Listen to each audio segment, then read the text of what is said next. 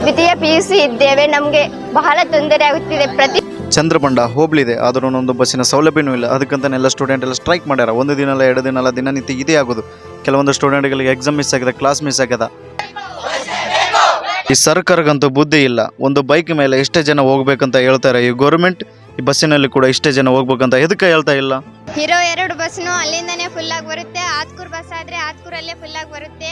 ಇರೋದೊಂದು ಡಿರಾಂಪುರ್ ಬಡಿಂದಾನೇ full ಆಗಿ ಬರುತ್ತೆ. ನಾವು ಇರೋದೇ 4 ಕ್ಲಾಸ್, ಅದರಲ್ಲಿ 1 ಕ್ಲಾಸ್ ಮಿಸ್ ಆದ್ರೂ 3 ಕ್ಲಾಸ್. ಅಲ್ಲಿ ಹೋದ್ರೆ ಟೀಚರ್ಸ್ ಇಂದ ಬಯಸ್ಕೋಬೇಕು. ಮಾತಿಗೆ 4 ಬಸ್ ಇದ್ದಾವ, 5 ಬಸ್ ಇದ್ದಾವ ಅಂತಾರ್ರಿ.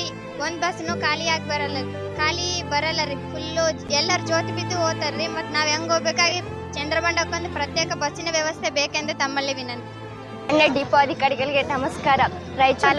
ರಾಯಚೂರು ತಾಲೂಕು ಚಂದ್ರಬಂಡ ಗ್ರಾಮದಲ್ಲಿ ಬಸ್ಸಿನ ತೊಂದರೆ ಬಹಳ ಆಗುತ್ತಿದೆ. ಸುಮಾರು 50 ಜನ ವಿದ್ಯಾರ್ಥಿಗಳು ಬಸ್ ಇಲ್ಲದೆ ಕಾರಣ ಮನೆಗೆ ಹಿಂದಿರುಗುತ್ತಿದ್ದಾರೆ.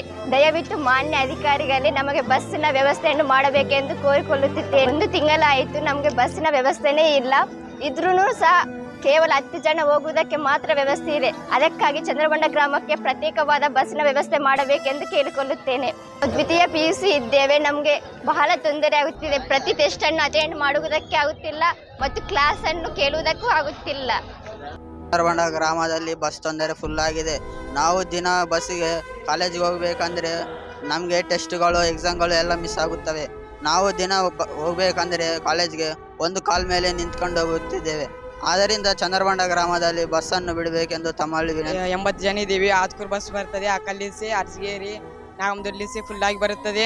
ಮತ್ತೆ ಡಿರಾಂಪುರ ಆದರೆ ಯಾಪಲ್ಲಿಂದನೇ ಫುಲ್ ಆಗಿ ಬರುತ್ತದೆ. ಎಕ್ಸಾಮ್ ಟೈಮ್ ಆಗುತ್ತದೆ. ಪ್ರಿನ್ಸಿಪಲ್ ಭಯಕತ್ತಾರೆ ಸ್ಕೂಲಲ್ಲಿ. ಮತ್ತೆ ಬಸ್ ಬಿಡಬೇಕೆಂದು